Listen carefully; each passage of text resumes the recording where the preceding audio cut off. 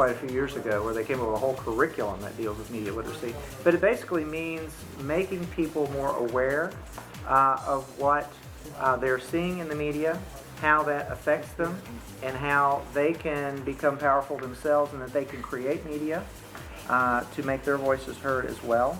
So it's both making people less passive as viewers of media, and then also allowing them to become active as actual producers of media.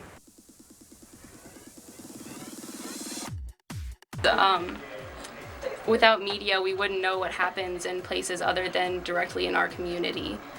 It's important to know what's happening around the world and in other places just within our country, and just information is power.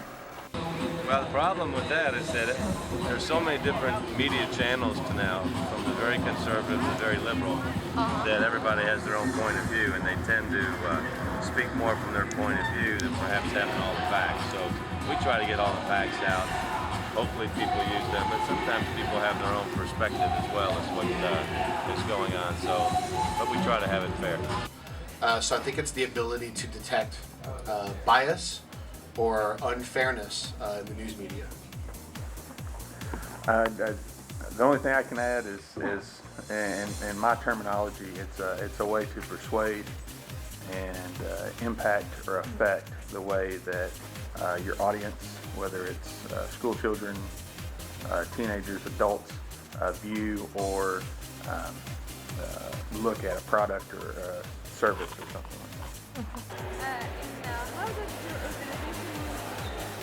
I am a part of the Metro Council here in Louisville, Kentucky, and so we use traditional news media to get out information about what we're doing in our neighborhoods, and then we also use a lot of online media to connect with our neighbors, the folks that we serve. Fair, equal, and just.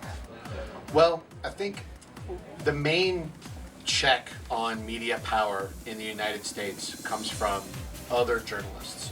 The journalists are supposed to keep each other honest. There's no news media enforcers of laws. There's no punishment for journalists who lie or who exaggerate or distort the truth. And so we really rely on other journalists to sort of point out when journalists make mistakes and are not living up to standards. Why is media important? Yeah. Gosh, how is media not important? There's obviously the basics of letting people know what's happening on a daily basis, but there's accountability that has to be provided to the community.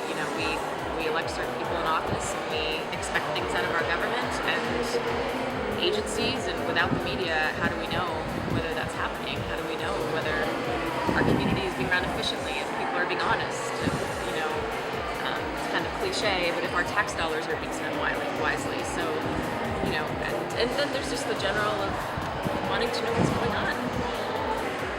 Media in the future and now should definitely be used to help build up communities and neighborhoods, and the way it should be used in the future is in a way that's accessible to the most people, making sure that it's affordable for people to have internet access, to make sure that it's affordable for people to have the tools and technology that they need to get online, because more and more people are going online for news and information, to make sure that it continues to be accessible at our local libraries where it's free for people to get online.